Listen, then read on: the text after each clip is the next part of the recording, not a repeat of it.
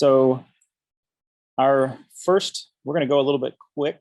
We've officially going to start at 9:30, but we'll go faster than that. So I believe I'm going to introduce Jason Koposki. He's going to roll over on his fancy chair. And so Jason is Executive Director here at the iRODS Consortium, and he is going to introduce our keynote speaker. All right, this is the best introduction ever. So thanks everybody for attending our 13th annual iRODS users group and our second virtual event. I feel like we're getting pretty good at this, and of course everything is going to open back up, and hopefully we'll be doing this in person next year. I would also like to thank our sponsors. So starting out with Sanger Institute, who is currently our virtual host, and of course our home institution, the Renaissance Computing Institute. I would also like to thank our additional sponsors. So that is going to be SoftIron, Globus, and Grow Data. So please visit them in their Slack channels. It is important to bring this community together and learn how we are all going to work together. And from there, I would like to introduce Pete Clapham to start this conference. So Pete has been a longtime tech enthusiast, something which drew him into IT from his days as a research-based biology postdoc. And today he heads up the informatics support group at the Wellcome Sanger Institute, where they run, manage, and develop and maintain an HPC environment, high-performance file systems, and of course, iRODS data management, as well as an award-winning private cloud and production computing platforms that have enabled commercial research and COVID sequencing analysis.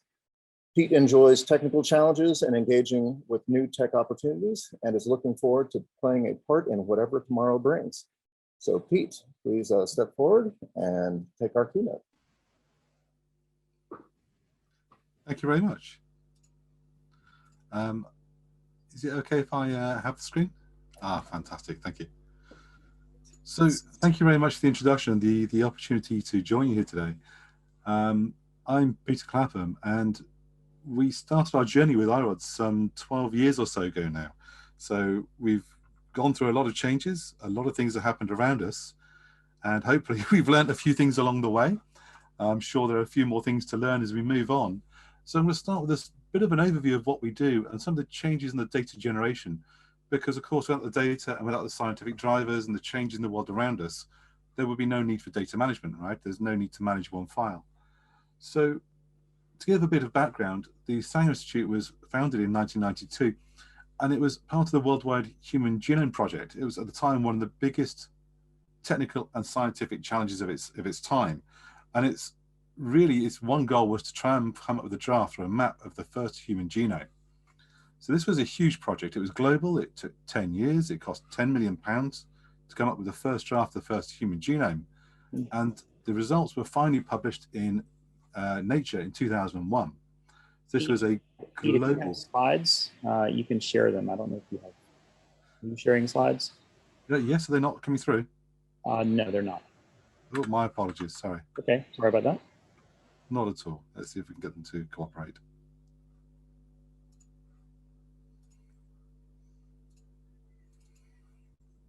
Is that a little better? Yes, that is good. Fantastic. That's what it looked like on my machine. My apologies. So we had the first draft of the human genome in 2001, and things moved pretty quickly from there. After a global attempt to overcome a problem, lots of new directions came through, lots of new opportunities came to light, and one of the biggest of those was a change to the way we performed our sequencing. And this change had a dramatic impact, and not just in terms of the amount of data we could generate and how quickly we could generate it, but also the cost per sequence. So by 2015, we were able to generate enough data for a human genome for about $1,000 a sample, as opposed to 10 years and 10 million. So this all came out of a good idea. This is a picture of the chemistry department. On the left, David Kahneman, and on the right, Shankar. Two of the people I used to support at the chemistry department many years ago. And the rumor has it they had a bit of a conversation one night in the pub around the back and came up with an idea as to how to improve things.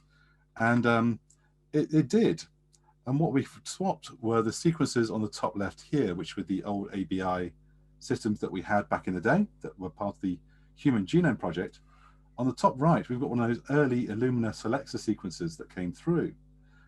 and the impact was dramatic. One of those machines on the right could effectively replace the entire room of those other sequences that we had previously. And you can see the impact of the data generation.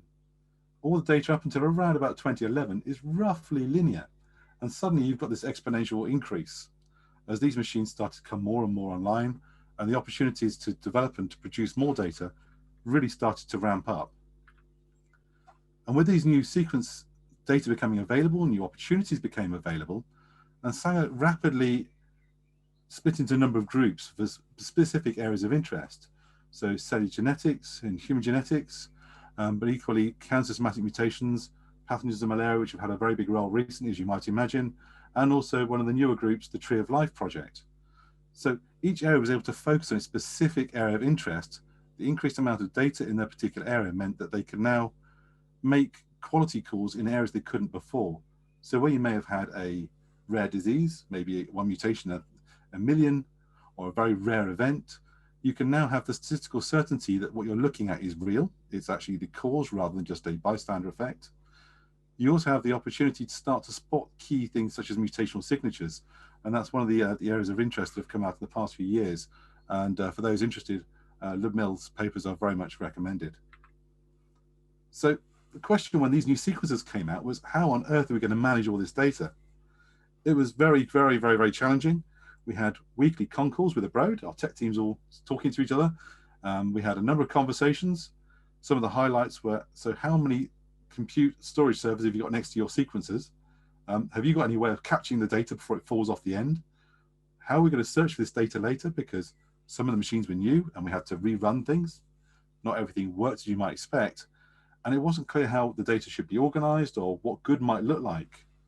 So in the early days, there was a lot of scrabbling. There were no easy solutions, and it wasn't just a matter of throwing disk at the problem. Now, up until that point, our life hadn't been too challenging. We had a fairly simple remit. This is what we're here for, the Human Genome Project. But we already knew that finding data could be hard, and managing data could be really, really hard, and something that will scale to millions of files, hundreds of millions of objects over time is not a trivial enterprise. You can't just throw this in and hope for the best. It's not a matter of just buying another disk and hope for the best.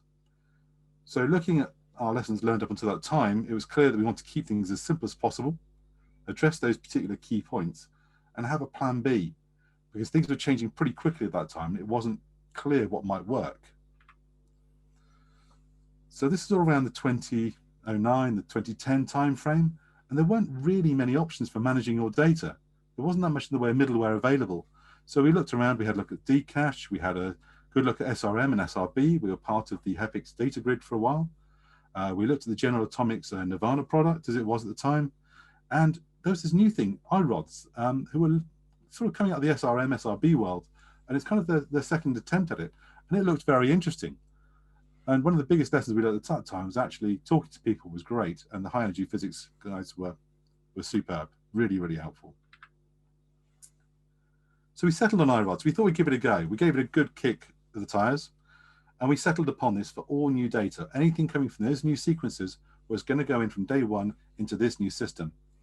So we had about 6 months of development, and the key things we needed to address were where's my data, make sure that we can manage some form of automated pipeline curation. Our NPG colleagues did a fantastic job of putting together the pipelines to clean up the data and then deliver it to customers, but put it into this particular new system in such a way they could search for the metadata, they knew what to look for, they knew what to expect. And we had a strong iRODS rule engine that allowed us to replicate the storage so that if we lost a copy, the world could carry on. We had DR, we had all these good things, including the MD5 checksum, so we knew if the system had a problem, if a disk was going, or an upload had failed, we could track very quickly where the problems had come from and ultimately restore and repair the file. So keep the data safe. So that was all important. And the last thing that came on there was the no cul-de-sacs. We wanted to know that we had some degree of future-proofing. We could move, there'd be some sort of an API, there's something we could do to extend if we needed to. So we put out our first paper. We actually put this together in 2011. And this was really quite hard work getting out there. At the time, it was pretty easy to get scientific papers out with methods, But getting out a paper for the infrastructure to support the science proved a bit more challenging. And we finally got this one out there. And this has proven to be really helpful. It's generated a lot of interest over the years. And it's roughly the same model that we have today. We've extended it more. We've made some changes. There is actually quite a clear mistake we had on our first implementation that you could probably see on this image. Having a file system of 150 terabytes as a single resource, that wasn't our best idea. So we went around things and we came back with some other modifications over the years. We presented this one in 2015, and by that time, we had our core sequencing zone, which is where all of the data from the sequencing landed. We had 2 copies, one red that was a remote copy, one green, that's less of a walk if you make a mistake. That's our green local copy. UK 10K was now a project, that's 10,000 human genomes was a project. Human genetics also wanted their own zone, an archive zone as well for other teams, each asking for iRODS. We weren't pushing this on other people, they're asking us for it because it filled that gap of, dude, where's my data? It helped to manage it. It kept it in a consistent and constructive manner that we can actually then align with projects and manage them. So things developed pretty quickly. And key for this really was, I think, down to our MPG group, the people that took the data off the sequencers, did the QA and presented the data and made it available. And it was down to really the structured data curation and the metadata that they put aside for our customers. Suddenly you could search for your data in terms of what sample type it was, what was the study ID, what was the library you used, show me all the files associated with the study. And that was really powerful. It wasn't there before. You suddenly noticed what you didn't have. And this really drove the adoption, and it's driven the integration over the years today. Which brings us on to the fun bit, because that data acceleration didn't stop. Today, we're on the top right, we are now looking at NovaSeq. They're now performing the mainstay of our work at Sanger for our throughput. These machines can put out up to 6 terabases of data a day. The data for the previous generations were around about 120 gigabytes a day. This is a massive increase again, and it comes down to changes both in the sequencing technology, but also the wet lab chemistry that allow us to run more samples at the same time through the same instrument. So again, this curve we look at the bottom, we can see the brown looks like a very shallow curve. That was the exponential on the previous chart. The pink is now our new exponential. So these things happen in really big step changes, very dramatically. As soon as these machines start working and turn to production, we've got to be ready to catch, manage, monitor, and prepare the data for our customers.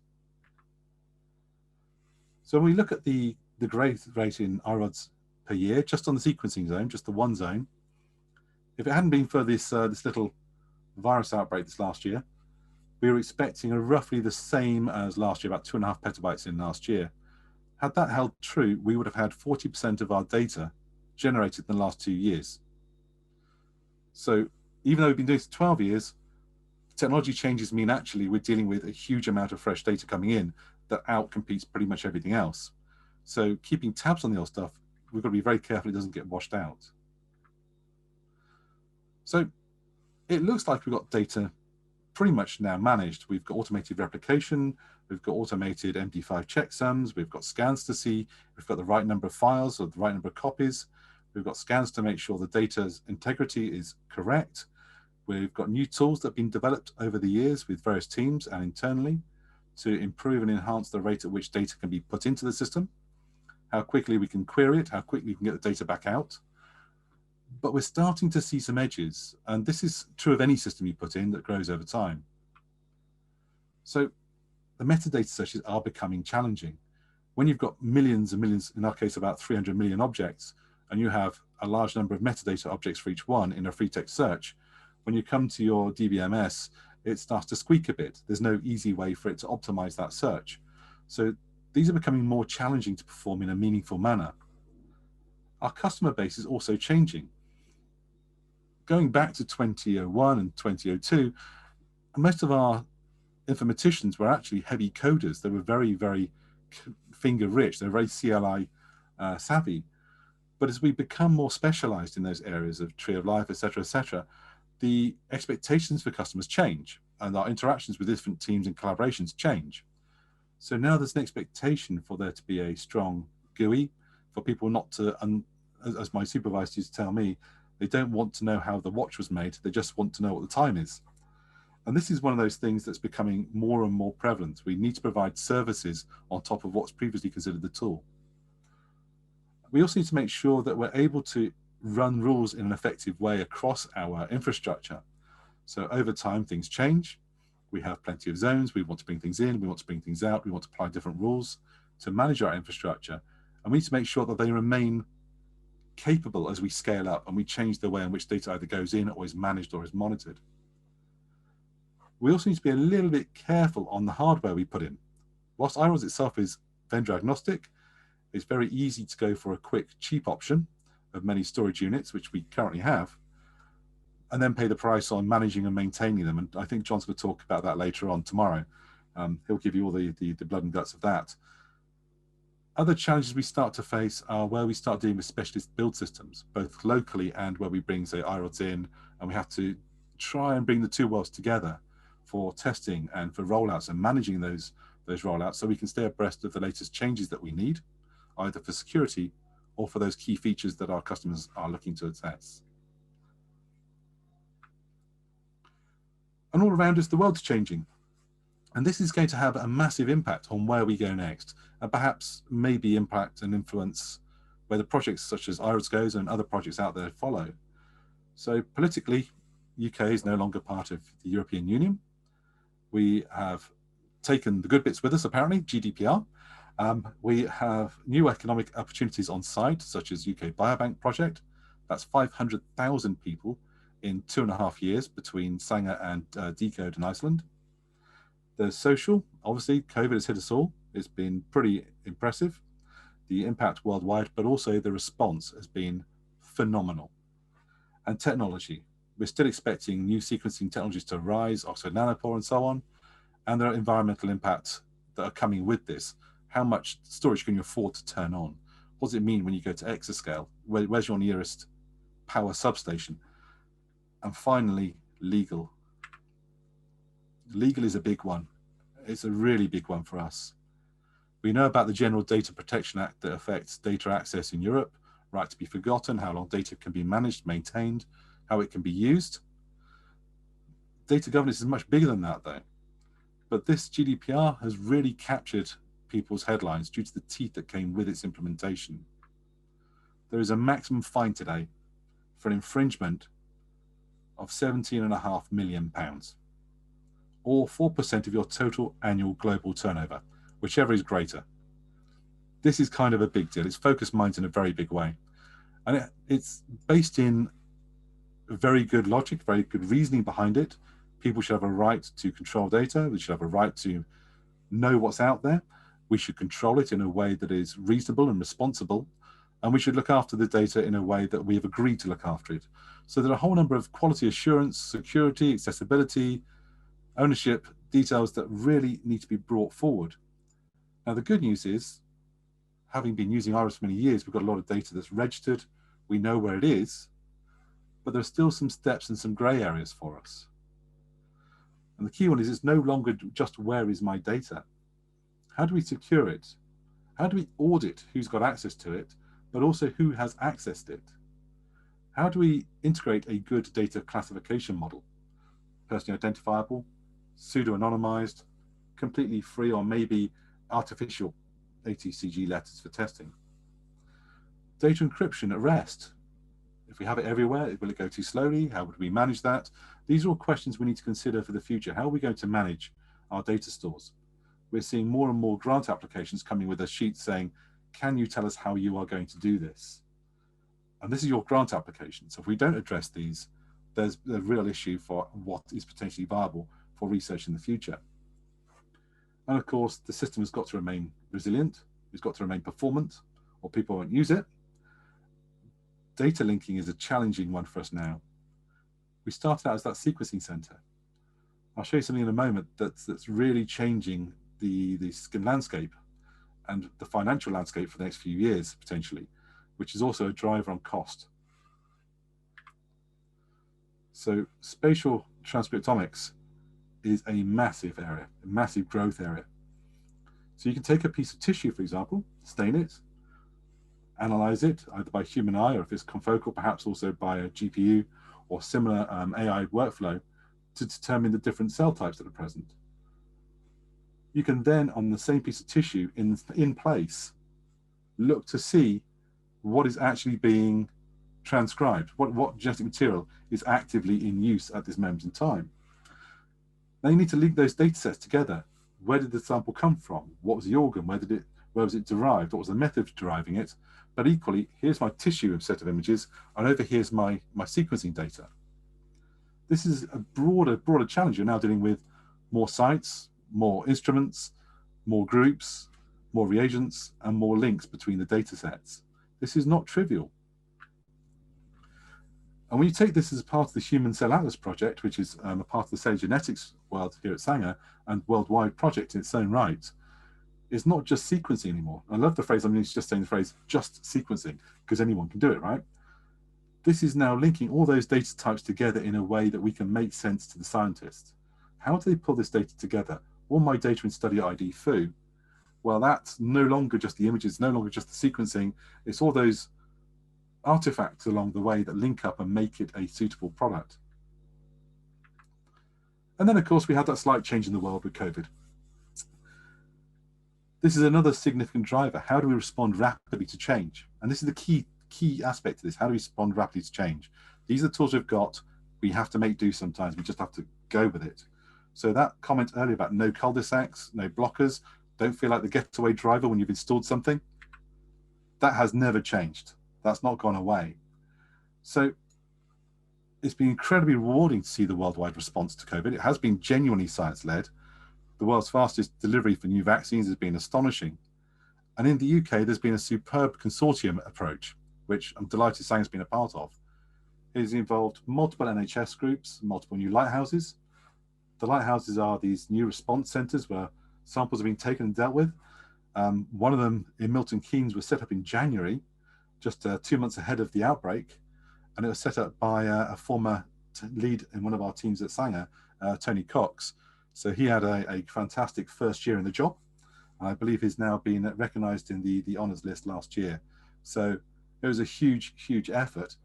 But at its core, it's a gather of samples, manage the samples, manage the logistics, bring them back, sequence the positive samples, and then track the mutation types. And that's where Sanger's been particularly involved.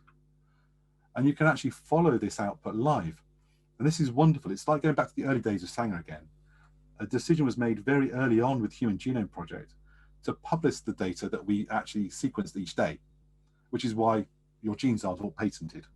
It's thanks to that decision made very early on. And it makes the data available for all of pharma to pick up equally and to more rapidly provide those solutions for our health and well-being in the future. So as we can see on the top right chart, we've been hitting about 12,000 genomes a week quite easily. We've been doing this quite often. We are scaling up now to 50,000 samples a week. That's happening now. And on the bottom chart, you can see the distribution of the different mutation types of COVID currently today in the UK. And if you want to see more charts, including tracking the actual mutation rates from day one, the data is actually available on our website, GISAID, gisaid.org. And that is absolutely fantastic. Again, all the data is publicly available. So Sanger's contribution, as of this morning, about 323,000 samples have been sequenced by the Institute as a part of the consortium. And this continues to work worldwide. This has been a fantastic project. The number of people involved has been absolutely astonishing. And it's been running from day one. It's been a bit learn on as we go in some places, but I'm delighted to say everything's worked. So these challenges come together, and I think the question is, what do we do next? How do we manage the data swell? How do we manage metadata performance? How do we provide second, third gen interfaces, provide audit logs and investigative tools for auditors? How do we simplify customer engagement? And how do we think a secure managed data center should look in the future? And this is not just a question for the data management tools such as iRODS or others. This is a question for how we manage our workflows, our work processes, how we manage data coming in and going out for the future.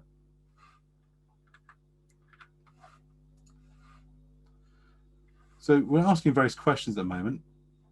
Are there hybrid solutions? We've actually installed GeneStack at Sanger, and we're using that for some of the data linking for transcriptomic work today. Gen 3 is coming.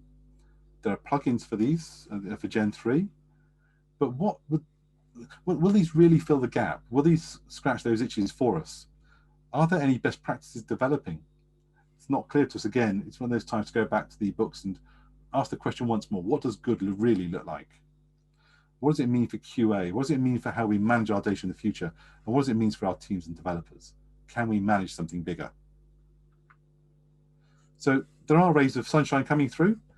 iRODS has been a rapidly moving target for many years. It's been producing fantastic work, lots of new plugins and lots of new features.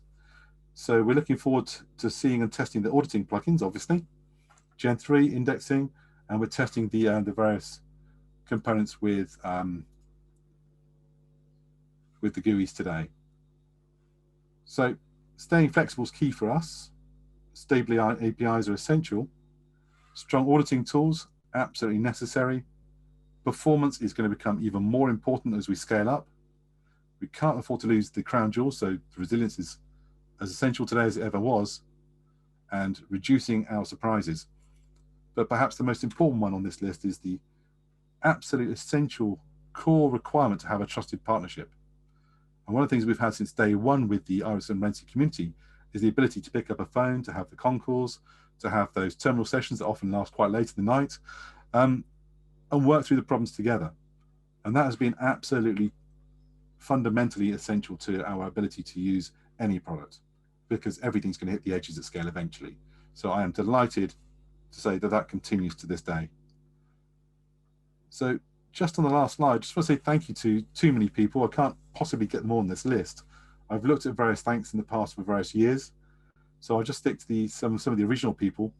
Thomas Kuhn, who now heads up the archive system at the EBI, European Bioinformatics Institute. So he's moved on from a world where he helped bring this in to a world where he's managing something even larger.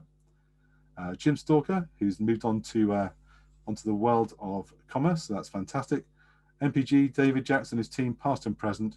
Without their work on the curation and the integration of the plugins they provided, we wouldn't have got to where we did. And John Constable, I'm sure many of you know, but there is another group of team behind us. I think John's got a picture which is making me a bit nervous that he may be sharing as well. Well, of course, thanks to our scientists and informatics teams, and finally to Renzi. Reagan Moore helped get us going. Lisa will not be forgotten anytime soon. Tara, Jason for all their help, insights and work over the years, and Mike for carrying more projects than I think I can possibly count. So huge thanks to everybody.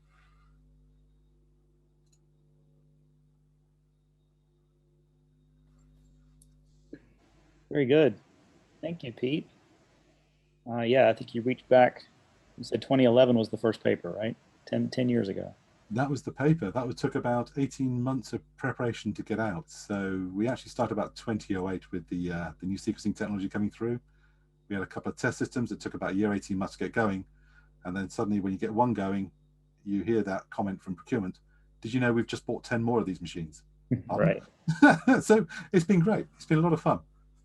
That's good. Yeah, we get a lot of requests for what does Sanger do, and then we just point them at other things because it's a lot, and so they have more homework to go do and read. Very good. Oh yeah, and everybody thinks it's easy, so they just want to copy what you're doing real quick. It's only easy when you've got good people. So it's all about people. People make things happen. So I do have a couple questions from some people, including Mr. Mike Conway here mentioned on the slide. I think he's not going to say it himself, so I'm going to read things for people here. He says they're also looking at Gen 3 at NIEHS here in the US. And I'm just going to read his question. I think it's worth stepping back and looking at the parallel GA4GH efforts on data passports, data repository service, distributed workflows, and analysis. I think iRODS can play a real role in these communities, and right now it feels like a lost opportunity. I absolutely agree with you. So GA4GH has been something that's been growing over the past few years. We have a beacon site, we have various bits and pieces of it, but this is one of those many things we do need to look at in the future. It's not just about we have data, no one's an island anymore. The data is going to become federated in some areas. And this is where the auditing and the management of how do we share it? How do we know who's a good guy, who's a bad guy? And how do we ensure that we do the right thing by the right people. So GA4GH may actually provide a lot of those tools. It does have a good security perspective. It does have a good registry management perspective. The task execution components and the workflow execution components are catching up. So it's something we keep very close tabs on, and we're in very close collaboration with our parties on site, EBI. I look forward to seeing our site again soon and sitting down with them for a coffee. Excellent. And I know that Mike is going to talk a little bit about their efforts as well later this week. I think they are, I'll wait for it. That is, oh, I can't do it fast enough. This is hard, doing this live. Oh, it's this afternoon. It's 3 o'clock this afternoon. So in a few hours, I'll get the mic.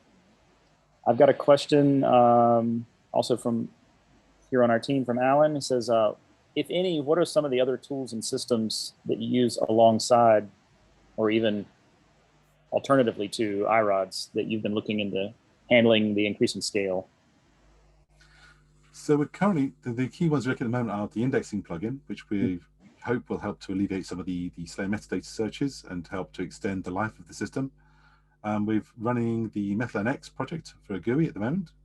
We're seeing how that goes. That's generally working pretty well, although we've hit some issues on cross-zone searches, which we know about, and we're in conversations with various people on. If we can resolve that, that's probably good enough, actually. Right. We're also looking at Yoda with Utract. So that's looking very promising, particularly where you have, say, a set of publications and you've got the data, the paper, and everything goes with it. And you'll store that as a bundle in a way that if someone says, give me your stuff, you can, as one unit. And that involves a data management role, a data officer actually as part of that role. So it's engaging both with external processes as well as the technology. So that's looking very promising. We're doing a proof of concept and an evaluation now. We just finished the POC. We're going to follow that through with an evaluation now with about 3 of the groups who are very keen on this. So those are key areas for us as well. So I agree with the J4GH, and equally I'm looking forward to seeing how the Gen 3 plugin will work. I'm looking to see how integration elsewhere will work and to see where the handoffs will be. Right. I've got another follow-up question here about, task management systems and workflows and things like, CWL and things like that. And, I think we have some whiteboard drawings about how we think they'll work. But, obviously we're going to learn from the people doing the work for real on the ground as you integrate it and learn what scales and what doesn't scale. Do you already have workflow languages in your pipelines? Yes, many. Although I probably shouldn't include Perl in that. So it's, the fun we have is CWL is a little bit arcane, and the barrier to entry is not necessarily something that some of our teams are particularly keen on. So we're seeing other tools such as Nextflow picking up popularity. It's relatively quick to pick up and run with. It's actually from the backbone of the UK's COVID response for the UK COG work. That's based around a workflow and a pipeline that's publicly available, but that's based on Nextflow. So something like that would be fantastic. Also, other workflow managers, such as maybe something from Seven Bridges, they have an interesting product that could allow you to go multi-cloud. It does keep track of its artifacts when it's performing the job runs, but it doesn't necessarily interact with other file systems very well. Right. So you can't mount them in or mount them out. So maybe there's a way of interacting with that will fill the gaps. That's your artifacts when it's running, but where are my final files? Where did you put them? Are you allowed to copy them out is a question actually that's quite challenging to ask a technical solution to provide. But it's the sort of direction that people are taking. It's not good enough just to know who can access it. It's who did access it and how did it get out there. The Daily Mail problem. Excellent. So Mike is also talking about cross-zone searching. He thinks that the indexing plugin really is, the search plugin is the way to do that. At that point, everything's in an Elastic Stack or something else and keep it in one place. We've got one more question here. It says, where do you see the main challenges in the area of metadata itself? If you want to adopt a specific metadata schema, like bioschemas or schema.org or something, what would be the best way to attach these to files and folders in iRODS? That's a really good question. So I guess normally look at how other people are doing things first. I mean, if I go to some of these companies online companies, for example, that people have been buying all their stuff from during lockdown, they've got a fantastic, you bought this, you might also be interested in these things. So they're using metadata for that. And they're making really good use of that really quickly. You know, you're not waiting 5 minutes for a suggestion to come up, right? So having metadata associated with the file is the first step. Try to make it then more performant. As you say, Elasticsearch is a really good step for that. It's designed for that. You don't get caught up in the DBMS technical world of pain because it can't optimize something on a free text search. So that's a really good direction. But there are potentially other things we can do as well. Maybe we've got a cache layer that holds that sort of thing in memory on a directory structure, perhaps. There are, you know, these are common approaches that IT takes every generation. Storage is now going too slow, add a cache layer to it. Storage is caught up, well, add another cache layer to it, whether it's on network or somewhere else. So you can kind of see these same approaches applying, and you can see that there are different database structures as well. Elastic is useful, it's been here for a while, but there are other systems out there. And you might find, for example, there are more semantic-based database structures that might be more helpful, where it's kind of a filter-based. And when you start adding, I mean, one of the challenges we had is we actually had a challenge where in the early days we were fairly naive. We didn't include any access controls on the files at all. Right. If you're on Sanger, well, you're all Sanger, what's the problem? Clearly that world's changed. So when you start to retrospectively add the access controls to files, you could very easily find yourself in a position where there are more groups than there are people or there are objects.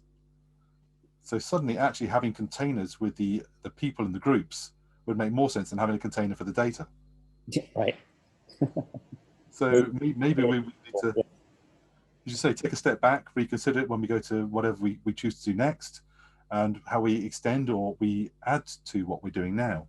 So I'm really very impressed that actually this is the longest we've had any management software for our data ever. We've had 2 locally put together systems over the years, but this one's actually been robust enough to stay the test of time up to now. So we're hitting those edges. If we can address them, life is good.